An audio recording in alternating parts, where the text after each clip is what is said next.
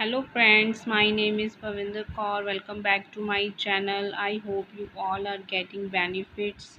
So today I'll stating task 1, how to solve pie chart to get 7 band easily.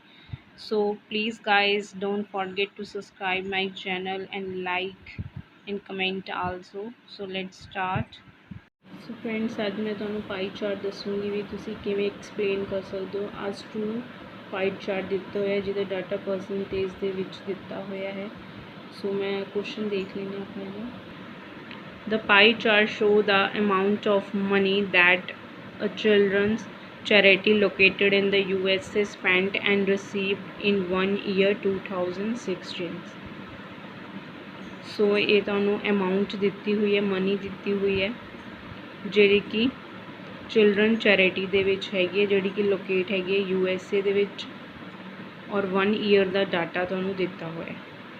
ਸੋ ਆਪਾਂ ਇਹਨਾਂ ਦੋਨਾਂ ਨੂੰ, ਕਿਉਂਕਿ ਇਹ ਅੱਡ ਅੱਡ ਚੀਜ਼ ਹੈ ਦੋਨੇ, ਸੋ ਆਪਾਂ ਇਹਨਾਂ ਦਾ ਕੰਪੈਰੀਜ਼ਨ ਨਹੀਂ ਕਰ ਸਕਦੇ, ਇਹਨਾਂ ਦਾ ਆਪਸ 'ਚ ਕੰਪੈਰੀਜ਼ਨ ਕਰਾਂਗੇ। ਬਟ ਇਹ 1 BP ਦੇ ਵਿੱਚ ਆਪਾਂ ਇਹ ਲਿਖਾਂਗੇ, ਸੈਕਿੰਡ BP ਦੇ ਵਿੱਚ ਤੁਸੀਂ ਇਹ ਲਿਖੋਗੇ। ਸੋ 1 ਦੇ ਵਿੱਚ ਆਪਾਂ ਰੈਵੈਨਿਊ ਸੋਰਸਿਸ ਬਾਰੇ ਦੱਸਾਂਗੇ ਐਂਡ ਸੈਕਿੰਡ BP ਦੇ ਵਿੱਚ ਆਪਾਂ ਐਕਸਪੈਂਡੀਚਰ ਦੱਸਾਂਗੇ ਉਹਦੀ। ਸੋ ਹੁਣ ਮੈਂ ਤੁਹਾਨੂੰ ਦੱਸਦੀ ਇਹਦੀ ਇੰਟਰੋਡਕਸ਼ਨ ਕਿਵੇਂ ਬਣੂਗੀ। ਸੋ ਇੰਟਰੋਡਕਸ਼ਨ ਹੈਗੀ the pie charts illustrate the income and expenditure of an American USA ਨੂੰ ਉਹਨਾਂ ਨੂੰ American charity organisation for children in an isolated year 2016। So isolated ਤਾਂ ਕਿਹਾ ਉਹਨਾਂ ਨੇ ਕਿਉਂਕਿ ਇਕੱਲਾ 2016 ਦਿੱਤਾ ਹੋਇਆ, ਐਸੋਲੇਟਿਡ ਮਤਲਬ ਹੁੰਦਾ ਓਨਲੀ। ਸੋ ਇਹ ਤੁਹਾਡੀ ਇੰਟਰੋਡਕਸ਼ਨ ਹੋ ਗਈ। ਹੁਣ ਆਪਾਂ BP 1 ਦੇਖ ਲੈਂਦੇ ਹਾਂ। ਸੋ BP 1 ਦੇ ਵਿੱਚ ਜਿਹੜਾ ਸਭ ਤੋਂ ਹਾਈਐਸਟ ਹੈਗਾ ਉਹ ਡੋਨੇਟਡ ਫੂਡ ਹੈ, 86.6% ਹੈਗਾ। ਸੋ ਆਪਾਂ ਇਹਦੇ ਬਾਰੇ ਗੱਲ ਕਰਾਂਗੇ, ਪਹਿਲਾਂ ਹਾਈਐਸਟ ਬਾਰੇ ਗੱਲ ਕਰਾਂਗੇ ਫਿਰ ਅੱਗੇ ਕਰਾਂਗੇ, ਠੀਕ ਹੈ। ਸੋ ਤੁਸੀਂ ਕਨੈਕਟਰ ਲਾ ਸਕਦੇ ਹੋ। Looking into the details, donated food was the biggest source of revenue as it contributed by 86.6% to charity total income। so ये total income है तो highest भी है, followed by community contribution with a 10th। so देखो आ जी contributed हैगी है ये ओदी 10% ही है। सो तुसी देख लो ये 86 है, सो ये ओनली 16% है। सो इस करके उन्होंने विद अ 10th मतलब कि 10 के विचकार ही है। फिर उन्होंने कनैक्टर लाया interestingly there can be resemblance. So मैं तुम्हें दसता है रिजैम्बलेंस सेम नूं कहंदे ने। Resemblance seen in the income earn from investment of income and government grants with 0.2%। So देखो दोने बिल्कुल सेम है। आ देखो investment income and government grants बिल्कुल सेम है, तां करके इन्हां दा उन्होंने इकट्ठा करके दिता रिजैम्बलेंस। सो हुण अगे की कह रहा हो, which was half of the revenue earn from unspecified sources.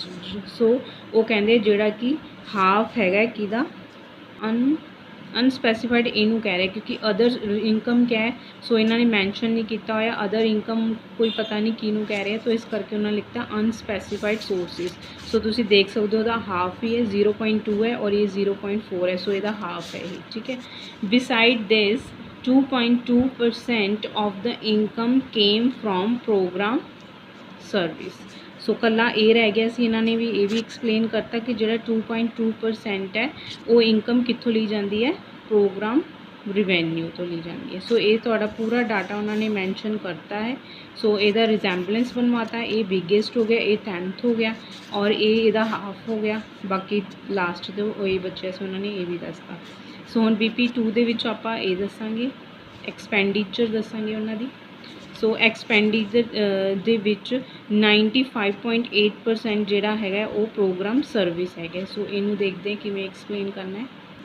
सो तुसी कनैक्टर कोई भी ला सकते हो, probing ahead moving further भी ला सकते हो। The money by the organisation was exhaust most on programme service which accounted to be 95.8%। So जोड़ा कहते मोस्ट जी इतों लिती गई है।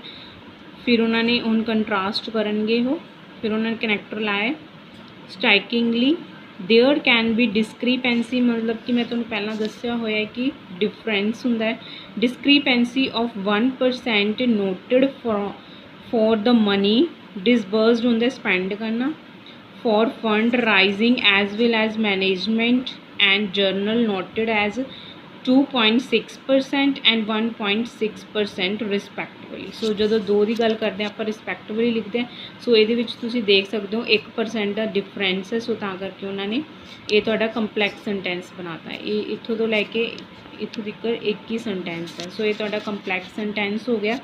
सो आप देख लेने कि गल की है इन्होंने दोनों की गल की आ देखो इन्होंने दोनों की गल की है पहला उन्होंने डिस्क्रीपेंसी करता 1% की है फिर उन्होंने इकट्ठी करके दसती कि उन्होंने जोड़ा एग्जैक्ट उन्होंने जोड़ा डाटा है वो इन्ना है रिस्पैक्टिवली ला के दैन हुण अपना इन्होंने दोनों का हुण टोटल आप लिखांगे दोनों का ठीक है हुण लिखांगे it is worth noticing that USA charity made expenditure of यदा दस रहा हो कितना टोटल उन्हें एक्सपेंडिचर कितना इन्ना किया होया एंड सेव्ड इन्ना मतलब कि ये विचों इनू माइनस कर देंगे आप फिर जोड़ा सेव होगा वो ये आऊगा मतलब कि उन्होंने सेव कितना किया है मतलब कि ये विचों इनू माइनस किया सो ये बचा तुहाडे कोल सो इन्होंने लिखा सेव्ड इन्ना ठीक है ये तुसी माइनस करके देख लो दैन हुण ओवरऑल है इहदा ओवरऑल लिखांगे डोनेटेड फूड यदी गल कर रहे हैं donated food made major share in total income